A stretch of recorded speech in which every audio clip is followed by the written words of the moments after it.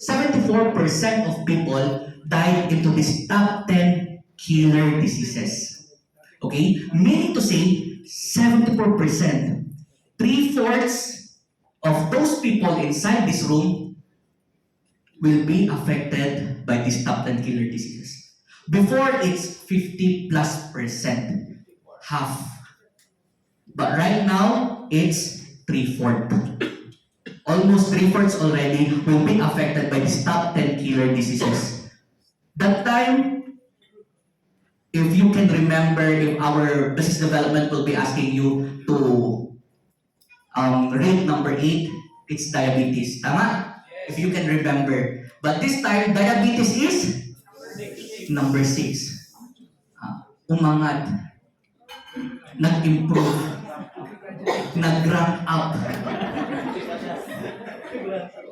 Nag-rank up yung diabetes. Why is it that this diabetes has ranked up? It's because we Filipinos really love to eat rice. When you go out, when you go to a certain restaurant, the first thing that you would see or the first thing that you would consider is merong unlimited. Am I right? Only rice. That's why Mang Inasal is always full because it's only rice. Because we Filipinos really love rice. So that's why diabetes become number 6. So why is it that we have these top 10 killer diseases? What are the causes of these top 10 killer diseases? The first one is aging population. For me, it's not only aging population, but it's rapid aging population. Meaning to say, say for example, 50 years ago, can you see, or maybe for those who are already elders and all, can you see a 20-year-old lady or man that has cancer 50 years ago? Maybe there is, but not much. Tama? But this time, even a baby can be diagnosed already with cancer, with those diseases and all. Why? Because of rapid aging population. Next is wrong diet. As I said a while ago, kung ano yung makita ng mga Pinoy, lahat kakainin. Say for example, there is a documentary that I have watched recently. They said that really Filipinos are very, very creative when it comes to cooking. You know why? It's because sa ibang bansa, no, foreign countries, they don't actually eat or they don't cook chicharon, bulaklak.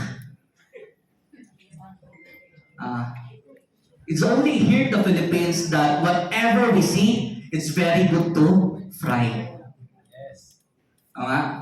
So that's why we're very creative when it comes to cooking. That's why it's also, the diseases are also very creative when it comes to the Filipinos.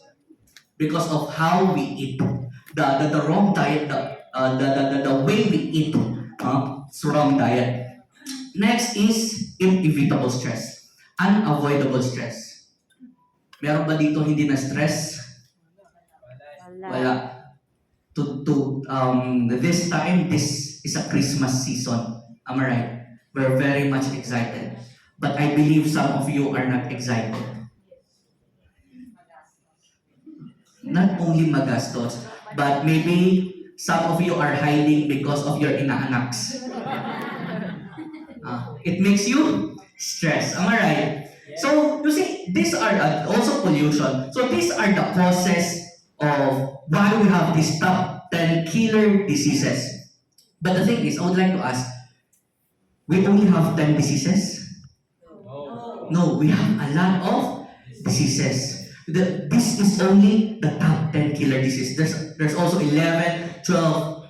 There are a lot of diseases. See, but the thing is, good thing, there is a medical science breakthrough that scientists has discovered stem cell. So what is a stem cell? Stem cell is the basic form of all living things. So where does it came from? One night, the man and the woman becomes very excited. Very excited. Nasa bahay sila, hindi ko nasasabihin kung sa sala, sa kitchen, sa garahe, sa bedroom or what. I will not say already, but they become very excited. And after they become very excited, no, there is a sperm and ovum and it wala. Excited also.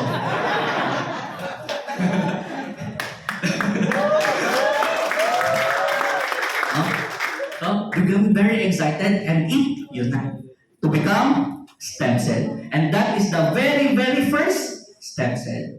And from stem cell, it duplicated and all, and then become blastocysts and become to different types of stem cells. The lung stem cell, heart stem cell, every part of the body was made of stem cells. Then became a baby. So meaning to say, each and ilang daw mic meron tayo? Meaning to say, each and every part of our body are made up of stem cell.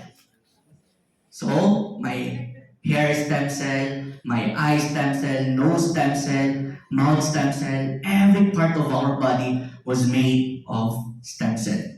So, and not only that, stem cell has unlimited possibilities of treatment boundaries and miraculous abilities. So this is not from Riway.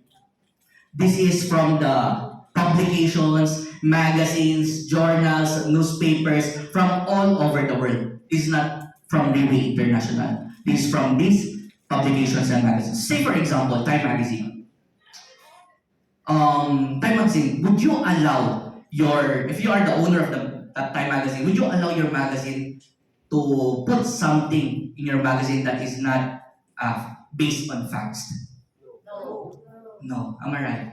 Why? Because it can tarnish or destroy your credibility.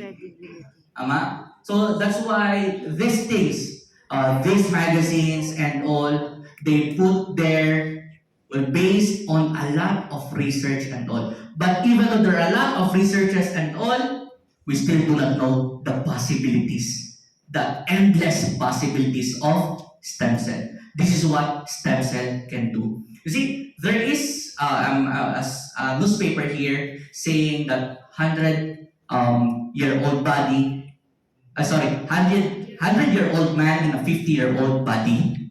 Would you like that? Yes! Isang daang ka na, but you look like 50. Good? Yes!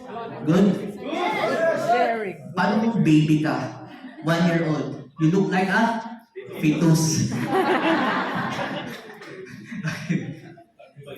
So, what are the methods of receiving the stem cells today? First one is the placenta injection in Switzerland. You see, placenta injection is actually very, very popular. Not only here in the Philippines, but all over the world. Why? Those rich and famous, this is their course through. If they wanted to have placenta injection, they would go to Switzerland.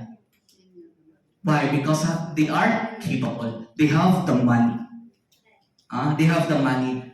So this placenta injection in Switzerland is very, very expensive. Why is it expensive? Because you need to fly to Switzerland.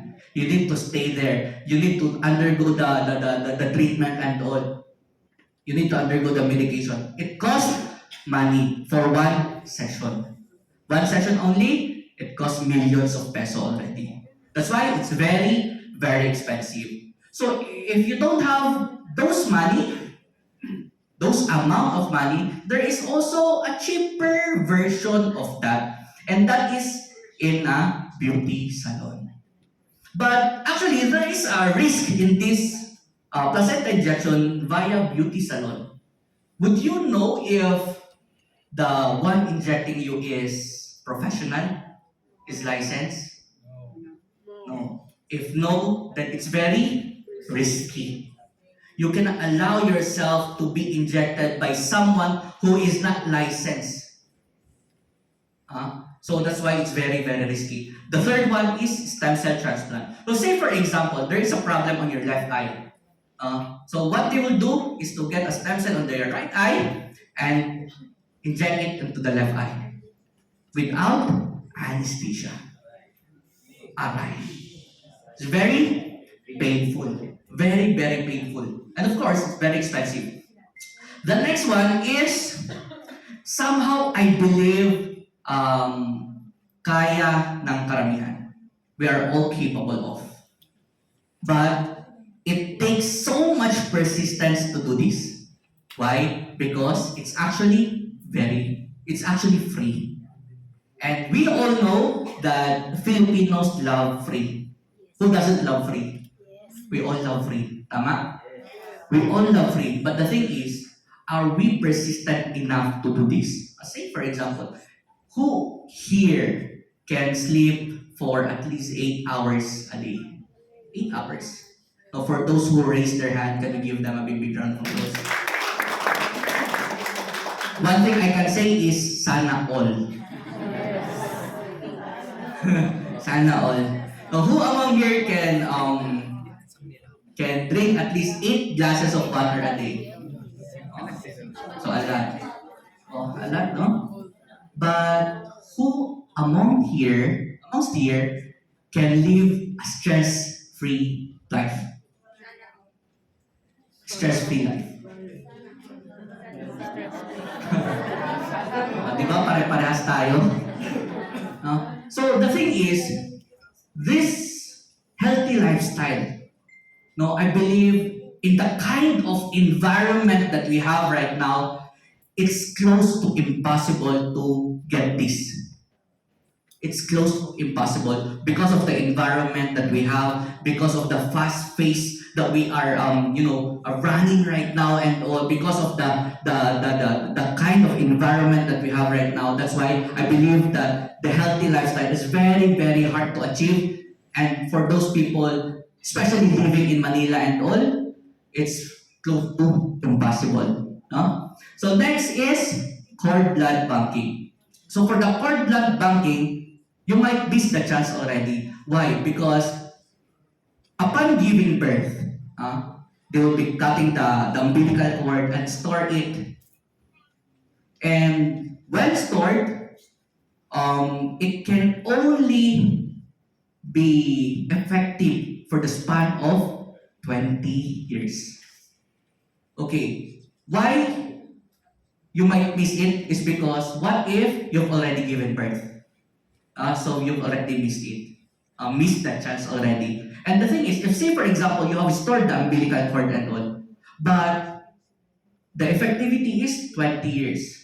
So with the span of 20 years, only the mother and the child can use it.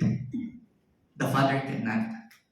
Okay? But if something happened after 20 years, then I'm sorry, ladies and gentlemen, you cannot use it already because it's already expired. You can no longer use the stored umbilical cord. So you might miss the chance already. The next one is the adult stem cell banking. See for example, you are 50 years old today, and then you ask your doctor to test your stem cell, to test your cells and all. And the doctor said, hey, your cells, the age of your cell is 60 years old. Is that even possible? No? You are 50, but you look like 60. A while ago, right? You 100, but you look like 50. But this time, different. You are 50, but you look like 60. Why? It's because of the factors a while ago. The stress, the pollution, and all. That's why it's too late already. So the thing is, this adult stem cells banking, If I were to ask, is the baby stem cell better or the adult stem cell better? The baby. Tama? The baby. So, it's too late already. Okay? So, JD, since the method that you had given me is, I don't think I can have it, I'm not capable of having it. Is there an effective and affordable way, convenient, affordable way? Yes. And in the form of or the capsule. Okay? So stem cell, live stem cell in a capsule, how is that even possible? How is that even possible? It's possible is because of these 6 technologies. Before we only have 5 technologies, but this time on the 7th edition, we have added one new technology, and that is supercritical extraction. Supercritical extraction. It seems that lalabas lahat ng pwersa mo, supercritical extraction.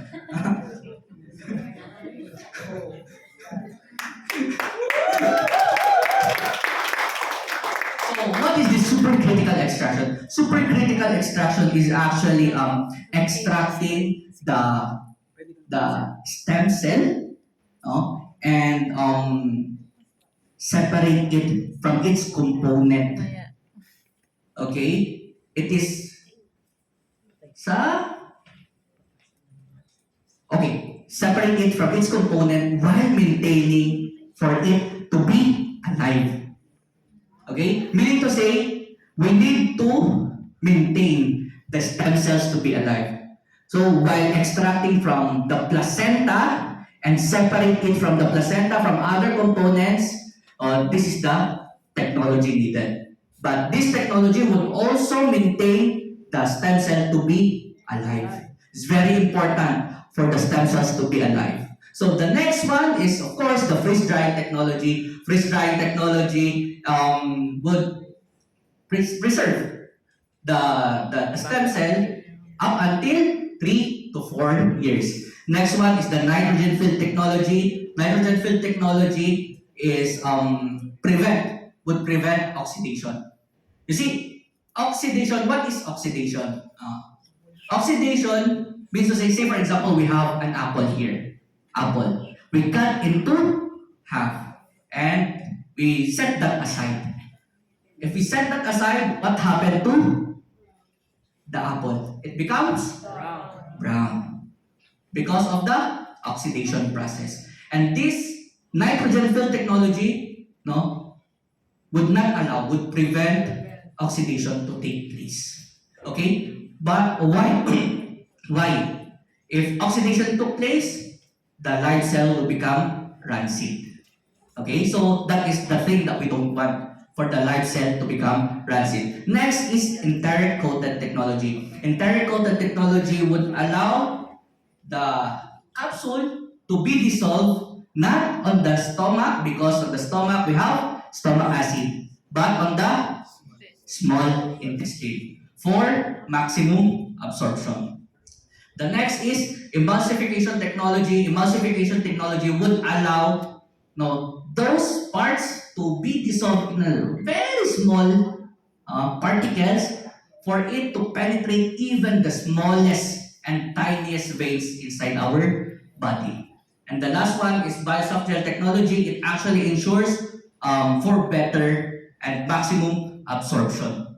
So that's why we have the biosoft gel technology. So this time, ladies and gentlemen, this is the PURTIER Placenta 7th edition.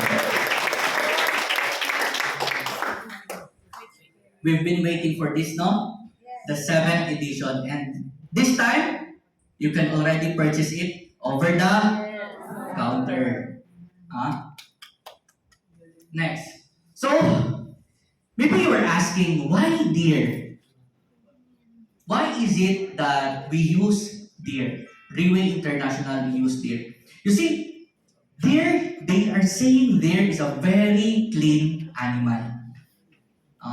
And it is called the divine yeast.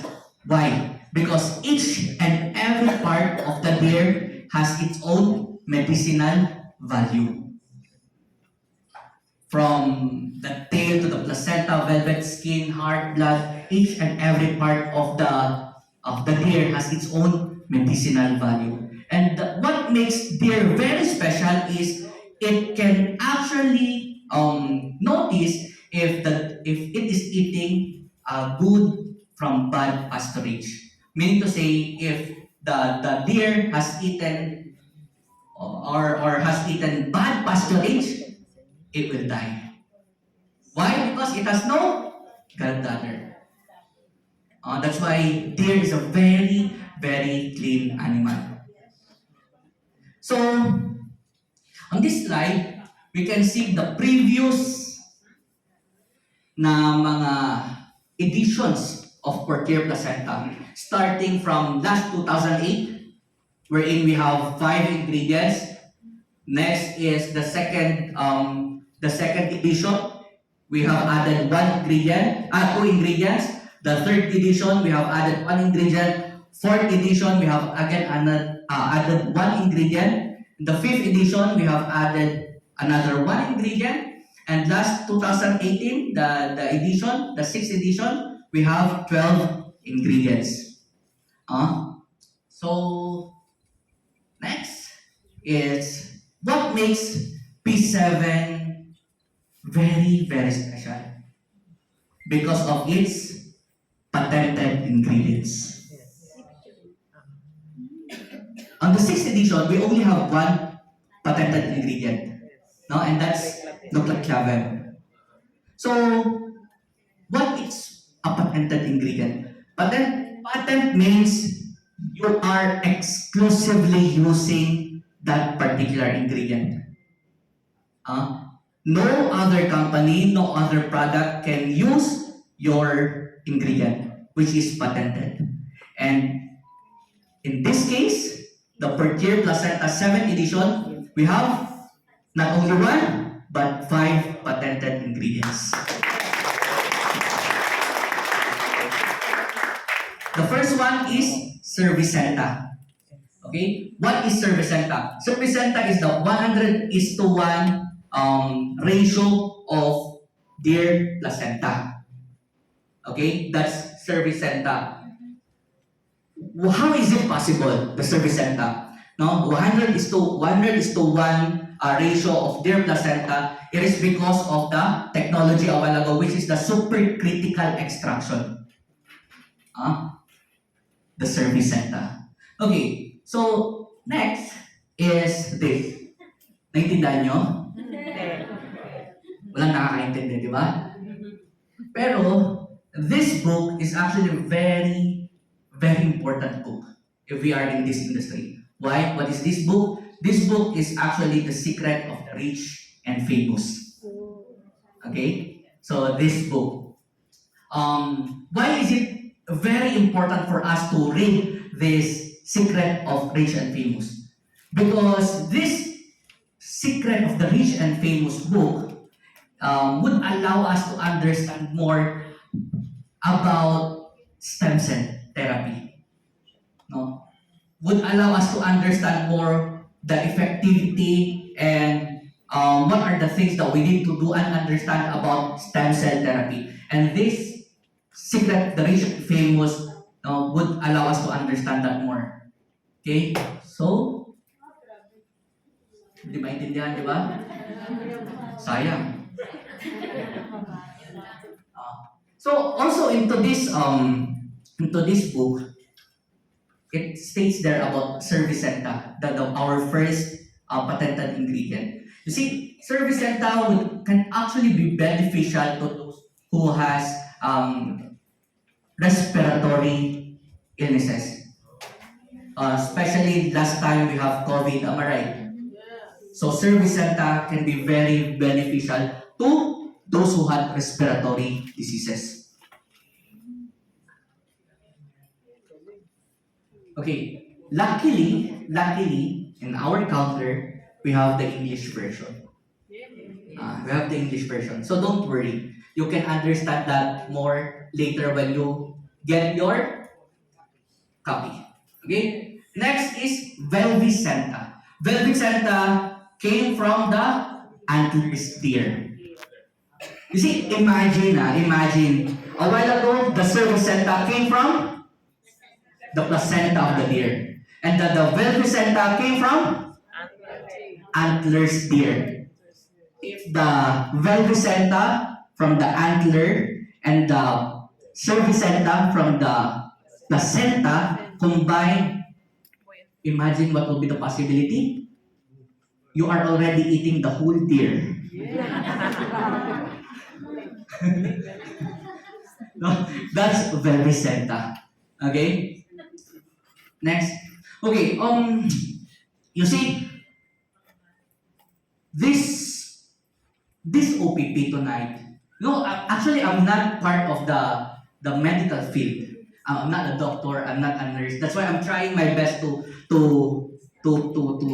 share to you in a very simple manner that you can understand, even though it's not from the medical terms that we are using. So next is IngenZen. Okay? The third patented ingredient is IngenZen. Okay, what is this IngenZen? Do you know ginseng? Ginseng is one of the top Chinese immortality herbs. So what makes this IngenZen special is this ginseng was planted in the volcanic soil in New Zealand. Okay? So if we hear about New Zealand, what are the things that first comes to our mind? Clean, very fresh and all. So these are the things that would come to our mind if we think of New Zealand. So this ginseng, IngenZen, is very special. It's because it grew in a volcanic soil in New Zealand. That's why it makes it 150 times effective than the usual ginseng. Kaya pala, buhay na buhay ang lalaki. Okay, 150 times effective than the usual ginseng. So next is Axerton. Axerton is from antler lindsay. Lindsay is also one of the Chinese immortality herb. So antler lindsay, they say that it's one of the prized possession amongst all the lindsay. Meaning to say, Axerton is one of the best amongst the lindsay. So this Axerton, this lindsay, can be very beneficial to those who has cardiovascular illnesses. So next is nucleoclavem. Of course, we all know nucleoclavem came from white strawberry from Awaji Island, Japan. So it can be very beneficial to those who has for anti-inflammatory, antibiotic, and all, and some others. So next is, why do we need health supplement? You see, every time that we are eating, can we eat the 100% nutrient that our body needs? No. It's very impossible for us to eat 100% of the nutrients that our body needs. Am I right? That's why we need supplement. So this supplement can lower the three highs: high blood, high sugar, high cholesterol. Supplement, prevention, repair, protect, regenerate, detoxification, recovery. So you see, what is the standard of the company? The standard of the company is actually very high. The things or the nutrients or the supplement that our body needs, it's very hard for us to eat all those capsules. Tama? But the standard of the company is all those nutrients, all those supplements into one capsule. And that is the standard of PURTIER placenta. So these are the ingredients of the 7th edition. 14 ingredients, no? So these ingredients would detoxify, protect, repair, renew the body, and reverse the aging process. Okay, what is the difference between the reversing the aging process and anti-aging? You see, anti-aging is say for example you are 40 years old, the anti-aging is slowly you will be, you look like 41, 42, 43, 44, like that. But for the reverse aging, if you are 40, slowly by slowly you will look like 39, 38, 37, 36, 35. Hanggang sa maging fetus. Paborito ng crowd yung fetus ngayon ah. So, next is this. If you were to see this, this slide. No, when I first saw this slide, it seems that we are actually cooking.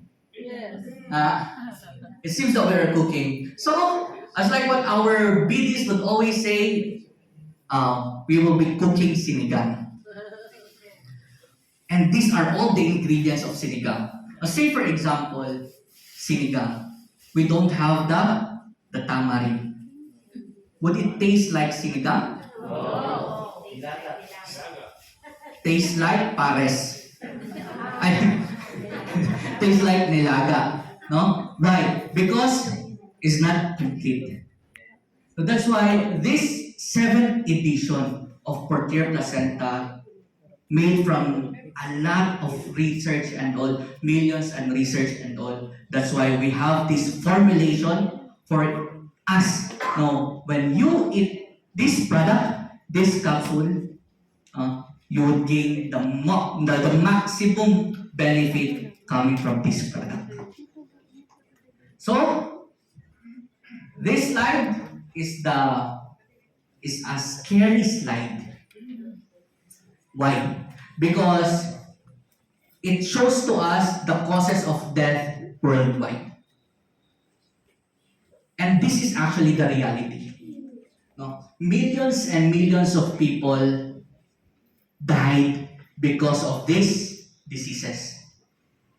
And we cannot do something about it already because it's nature. It's nature. So the thing is, what can we do? If we cannot stop this, we cannot stop people to have those diseases and all, then what can we do? It should start within ourselves to at least take care of ourselves. Take care of our health, to protect our health, to prevent those diseases. It should start from our health. Why? It may sound cliche, but this is actually true. Our health is our wealth. No? We cannot do anything if we lose our health. Tama? So the thing is, tonight is a very important night, is a very remarkable night, is because not only we have presented for the very first time the 7th edition, but at least tonight you are here. You are here tonight for you to be reminded to take care of your health. And that is the most important thing, for you to be reminded to again take care of your health. So, thank you so much.